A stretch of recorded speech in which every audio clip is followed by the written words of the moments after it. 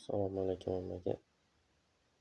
Men hasad haqida gapiraman deb, bir necha haftadan beri o'ylab, tahlil qilib, mashq qilib kelayotgandim.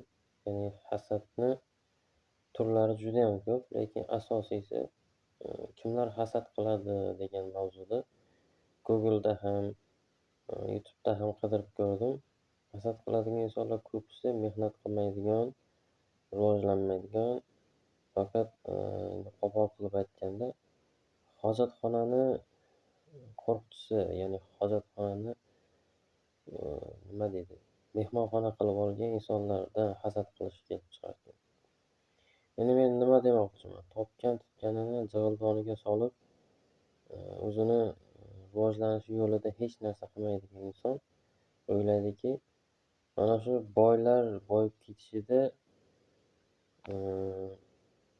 meni mana shu kambag'al bo'lib ketishimda mana shu boylar, mana shu zo'r odamlar, milliarder odamlar aybdor deydi.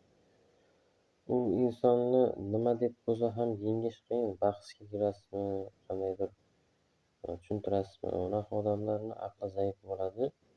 Shuning uchun o'zi tushunmaydi, nima uchun hasad qilayotganini ham. Hasad qiladiganlarni ikki turga bo'laman men.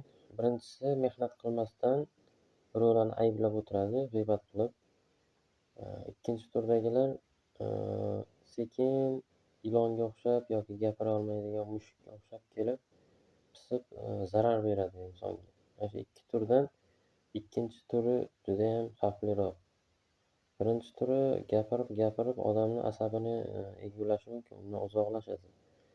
Lekin ikkinchi turdagisi ho'kizdan hujum qilib qoladi, qayerdandir kelib qoladi. Mana shunday insonlardan ehtiyot bo'lish kerak. Men hayotim davomida mana shu ikki turdagi odamni ko'rganman. Katta inson bo'lib turib, yosh bolaga ham hasad qiladi. Bunaqalar judayam past, ya'ni ifloslikda judayam tengi yo'q. Ya'ni yaramas, judayam ahmoq inson bo'ladi. Men shularga aytadigan gapim: ey do'stim, ey meni yurtdoshim, kim bo'lsang ham hasad qilma hech kimga. Harakat qil, mehnat qil. Hasad qilgan seni bobong iblis xor bo'ldi, iblis bo'ldi. Avval Azozil edi. Azozil darajasidan past darajaga tushib qoldi, uni hasadi bo'ldi. Odam alayhissalom hech kimga yomonlik qilmadi. Odam alayhissalomni o'zini ixtiyorisiz Xudo yaratdi uni. U iblis esa mana shu Odam alayhissalomga bizni bobomiz hasad qildi. Yo'q joydan o'zidan o'zi hasad qildi.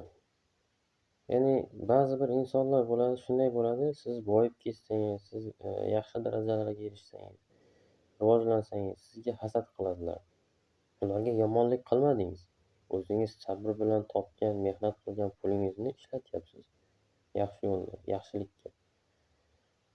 Shunaqa insonlardan uzoqroqda yurish kerak. Ko'pincha aksar hollarda qarindoshlarda, qo'shni mahalladoshlarda shunaqa chiqadi. Endi men do'stlarim orasida unday hasad qiladigan insonlarni ko'rmadim. Ba'zi bir insonlar bor, endi men o'zim hayotimda ko'rdim. Ularni ismi sharifini kimligini aytib o'tirmayman. O'zi videoni ko'rayotgan bo'lsa, menimcha tushunib yetsa kerak deb o'ylayman. Ey do'stim, sen hasad qilma, sen mehnat qil, sabr qil. Ana shunda sen natijasini olasan. Ko'chatni ekkandan keyin uni meva berguncha parvarish qilib, unga qarash kerak, qo'riqlash kerak. Ekib turib uzoqqa ketib, boshini qashib, men qani meva bermayapti-ku, mana qo'shnimniki beryapti-ku deb jirillashdan foyda yo'q. Chunki hamma narsani mehnat bilan, sabr bilan erishish iloji borligini hamma ko'rsatyapti. Faqat dangasa inson harakat qilmay hasad qiladi.